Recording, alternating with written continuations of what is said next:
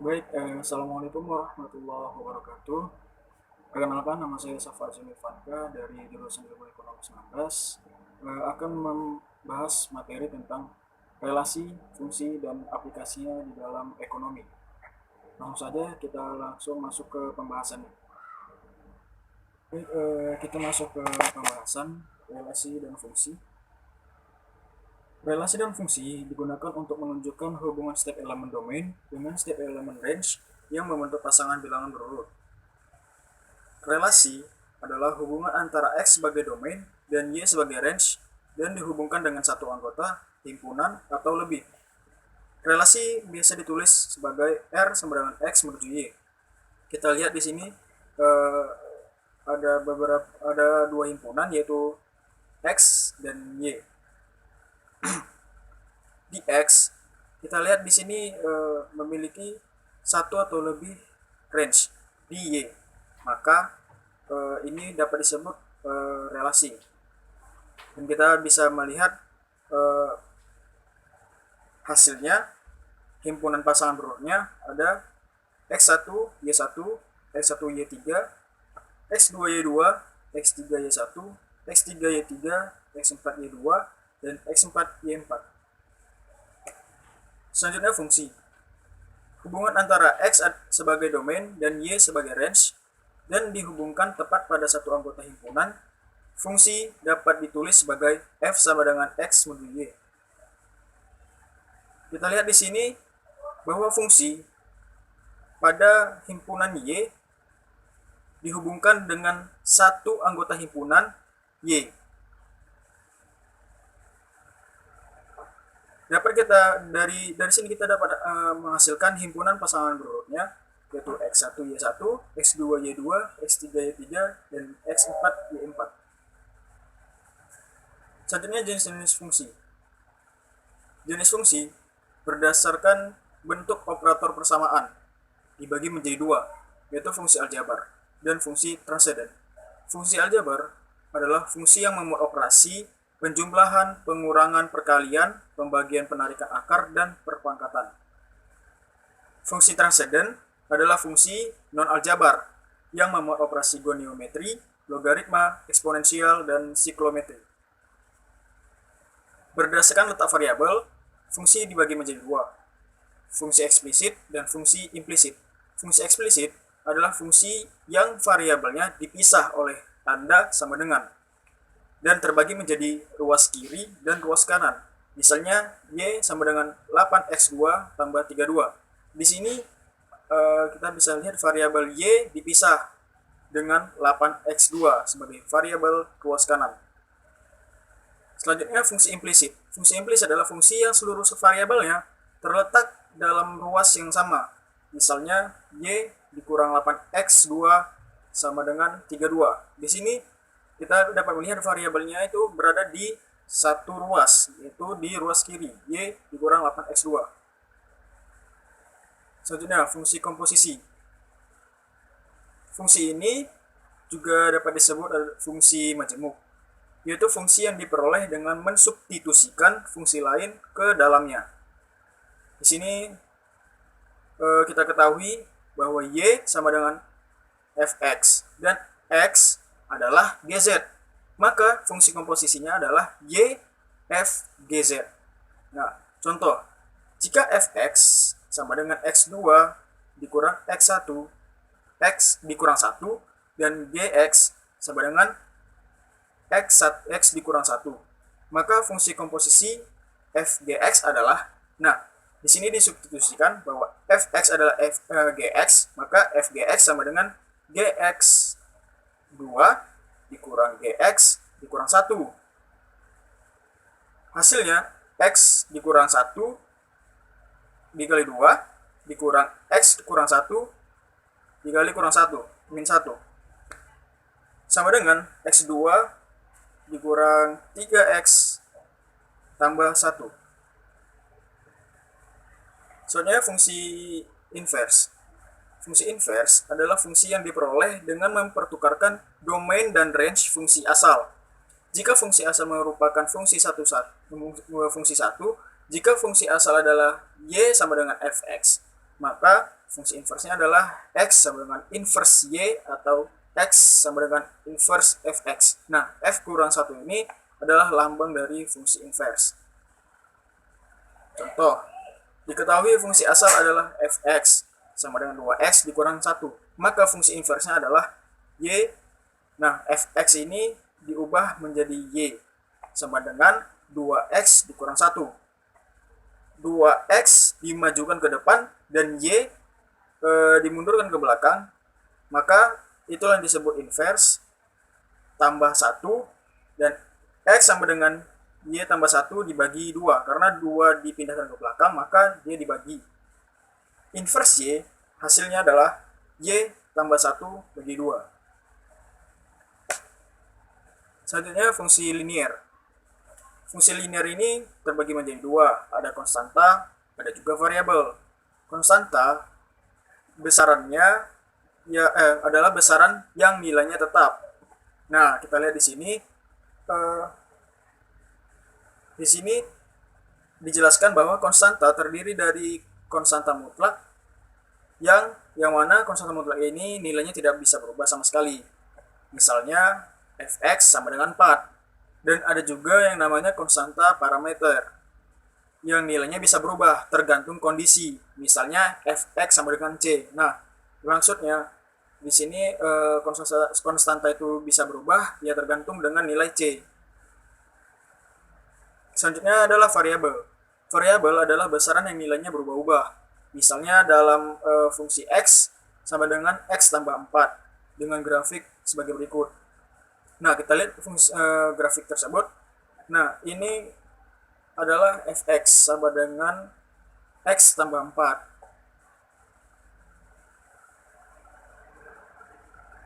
Selanjutnya grafik fungsi linear. Suatu fungsi linear dapat digambarkan grafiknya dalam koordinat kartesian yang memiliki sumbu horizontal sebagai X dan sumbu vertikal sebagai Y. Grafik fungsi linear akan berbentuk garis lurus yang memiliki kemiringan atau slope dan intercept.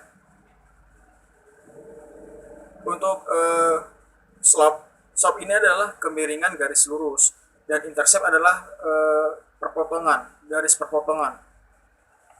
Nah, secara implisit fungsi linear dinyatakan dengan persamaan AX tambah BY tambah C sama dengan 0. Secara eksplisit fungsi linear dinyatakan dengan persamaan Y sama dengan MX tambah C, di mana M adalah koefisien arah yang menunjukkan kemiringan grafik fungsi tersebut dan C adalah konstanta yang menunjukkan interceptnya. Nah, kita lihat pada grafik tersebut yang di bawah ini, karena AC sama dengan X2 dikurang X1 dan BC sama dengan Y2 dikurang Y1, maka kemiringan garis lurus tersebut merupakan tangen sudut CAB, yaitu M sama dengan Y2 kurang Y1 dibagi Y2 dikurang X1. Nah, rumus tersebut ini adalah rumus untuk mencari kemiringan atau slope. Jika M itu hasilnya adalah lebih atau besar dari 0, maka kemiringan garis lurus atau slope atau garisnya ini akan mengarah ke atas. Jika M lebih kecil dari 0, maka kemiringan garis lurus akan mengarah ke bawah atau menurun. Selanjutnya, untuk menentukan persamaan fungsi linear. Persamaan garis yang melalui dua titik, misalkan A X1 Y1 dan B Y1 Y2 ada pada suatu garis lurus, maka persamaan garis yang melalui dua titik tersebut adalah Y kurang Y1 sama dengan Y2 dikurang Y1 X2 dibagi X2 dikurang X1 dikali X dikurang X1. Untuk menyederhanakan, karena Y1 kurang Y2 Y1 sama dengan Y2 kurang Y1 dibagi X2 dikurang X1 merupakan rumus log, maka di sini kita sederhanakan Y sama dengan M dikali X kurang X1 tambah Y1. Nah, contohnya, tentukan persamaan garis yang melalui titik 3, 4, dan min 5, 2. Jika X1 Y1 3, 4, X1-nya 3, Y1-nya 4, dan X2 Y2, X2-nya min 5, Y2-nya 2. Maka persamaan garis tersebut adalah, nah, di sini sudah jelas jawabannya, yaitu Y dikurang Y1. Ini sesuai dengan rumus tadi yang di atas ya. Nah, ini sebelum disederhanakan, karena kan slope-nya kan juga belum diketahui, maka kita merumuskan atau mencari slope-nya dulu. Nah, di sini Y dikurang 4 sama dengan 2 kurang 4 per min 5 dikurang 3 dikali X kurang 3. Hasilnya adalah 4Y dikurang 16 sama dengan X kurang 3. Selanjutnya X dikurang 4Y tambah 13, hasilnya 0 sama dengan 0. Dan hasilnya terakhir adalah Y sama dengan 1/4X tambah 13.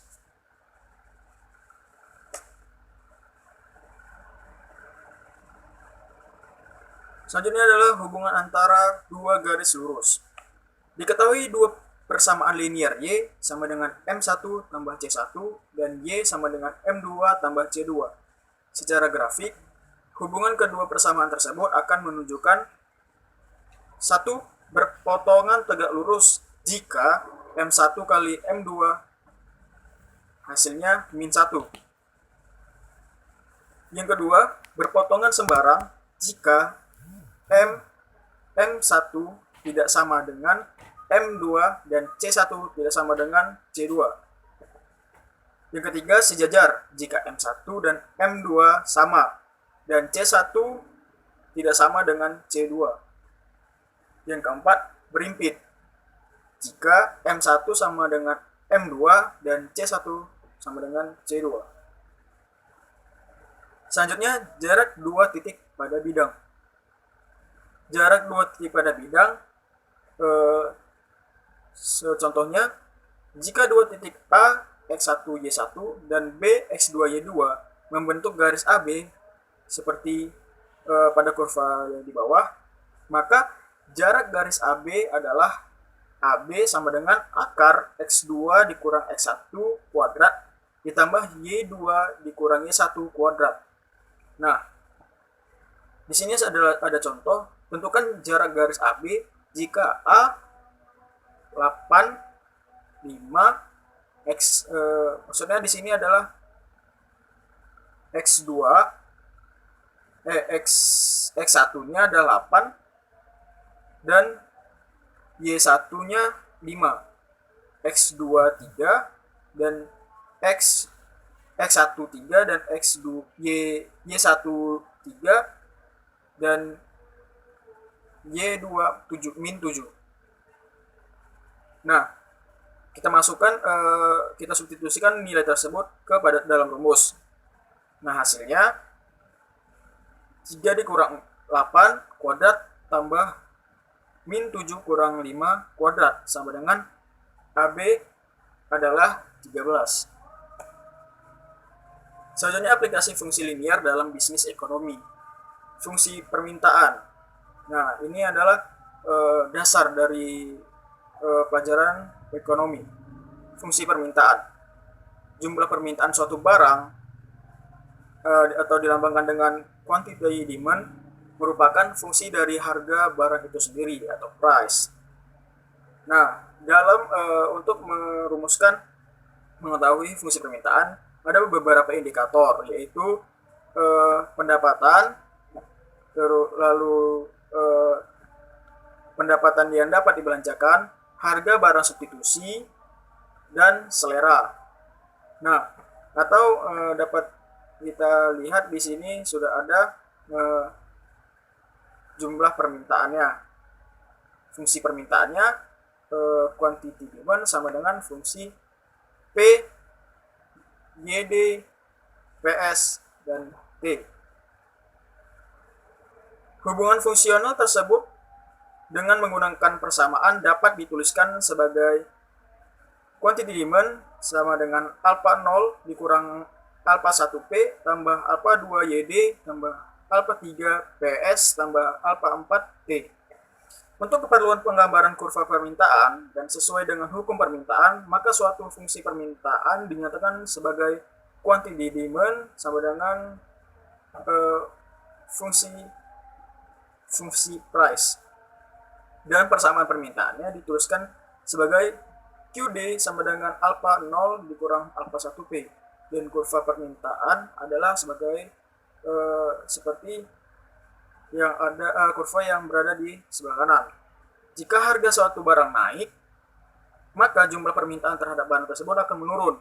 Demikian juga sebaliknya, apabila harga tersebut turun, maka jumlah permintaan terhadap barang tersebut akan naik. Nah, selanjutnya ada fungsi penawaran. Fungsi penawaran adalah kebalikan dari fungsi permintaan. Untuk keperluan penggambaran kurva penawaran dan sesuai dengan hukum penawaran, maka fungsi penawaran dinyatakan dengan quantity supply sama dengan FP, dan persamaan penawarannya adalah quantity supply sama dengan alpha 0 tambah alpha 1P dengan kurva penawaran sebagai seperti kurva yang berada di sebelah kanan. Jika harga suatu barang naik, maka jumlah penawarannya juga naik. Demikian juga sebaliknya, jika harga suatu barang turun, maka jumlah penawarannya juga turun. Nah, selanjutnya adalah keseimbangan pasar. Keseimbangan pasar, suatu barang menunjukkan tingkat harga yang mengakibatkan jumlah permintaan sama dengan jumlah penawaran. Nah, quantity demand sama dengan quantity supply. Secara grafik, keseimbangan pasar tercapai pada titik potong kurva permintaan dan kurva penawarannya. Pada titik E tercapai quantity demand sama dengan quantity supply, yaitu equilibrium. Nah, di sini kita lihat kurva yang berada di sebelah kanan, garis dari P dari atas yang ke bawah, dari atas kiri menuju kanan bawah adalah garis permintaan atau demand. Dari kanan atas ke kanan kiri ke bawah kiri adalah garis supply penawaran. Nah, yang berada di titik tengah tersebut atau titik perpotongan pada kedua garis tersebut adalah equilibrium, titik keseimbangannya. Nah, di sini PE dengan QE. PE itu dapat dikatakan bahwa harga tersebut ini harga ini adalah harga keseimbangannya. Dan QE ini adalah jumlah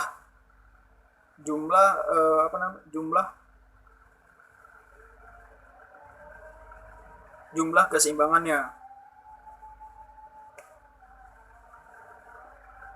Nah, kita lanjut, ini sudah masuk ke dalam analisis ekonominya. Pengaruh pajak dan subsidi terhadap keseimbangan pasar. Pengaruh pajak. Pengenaan pajak terhadap sejenis barang akan mengakibatkan harganya menjadi lebih mahal, sehingga kurva penawaran akan bergeser ke kiri atas yang menghasilkan keseimbangan pasar yang baru. Kita ketahui bahwa pajak adalah biaya yang dikenakan oleh si wajib pajak. Nah, tentu dapat mengubah keseimbangan pasar yang sebelumnya belum dimasukkan pengaruh pajak. Nah, kita lihat di sini ada kurva sebelah kanan. Sebelumnya untuk keseimbangan pasar ada di P, S, dan E. Ya, pada ini P yang di bawah ya, bukan P aksen. P aksen adalah keseimbangan pasar baru. Nah, dia bergeser ke atas dikarenakan pengaruh pajak. Pengaruh pajak akan mengakibatkan harga barang yang menjadi mahal. Nah, maka daripada itu harga barang juga akan meningkat dan supply juga akan meningkat. Nah, kita lihat di sini equilibriumnya juga akan naik. Nah, itulah yang disebut dengan keseimbangan pasar yang baru. Selanjutnya pengaruh subsidi. Pengaruh subsidi ini adalah mengakibatkan barang akan harganya menjadi lebih murah, sehingga kurva penawaran akan bergeser ke kanan bawah yang menghasilkan keseimbangan pasar yang baru. Kita lihat di kurva sebelah kanan. Ini adalah kebalikan dari pengaruh pajak. Jika pengaruh pajak tadi menaikkan kurva dari kurva ke atas kiri, nah pengaruh subsidi akan menggesernya ke kanan bawah. Nah, ini dapat diartikan bahwa harga pada sebelum terpengaruh subsidi akan turun setelah pengaruh subsidi. Begitu juga dengan supply, dan dapat kita lihat titik equilibriumnya juga akan turun. Nah, pada kurva ini terciptalah keseimbangan pasar yang baru. Selanjutnya, analisis break-even point atau titik impas. Titik impas ini tercapai pada saat total cost sama dengan total revenue. Total cost sama dengan fixed cost ditambah variable cost. Dan total revenue sama dengan harga barang dikali jumlah barang. Secara grafik, break-even point ini dapat kita lihat kurvanya seperti yang ada di bawah.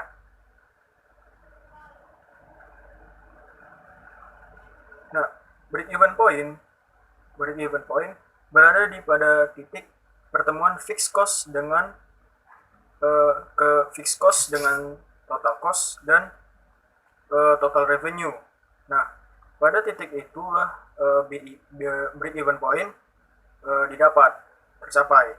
Nah, pada quantity bintang. Mungkin sekian penjelasan tentang materi relasi dan fungsi dan aplikasinya di dalam ilmu ekonomi dari saya. Akhir kata, saya mohon maaf apabila ada kekurangan. Wabillahi taufiq wal hidayah. Assalamualaikum warahmatullahi wabarakatuh.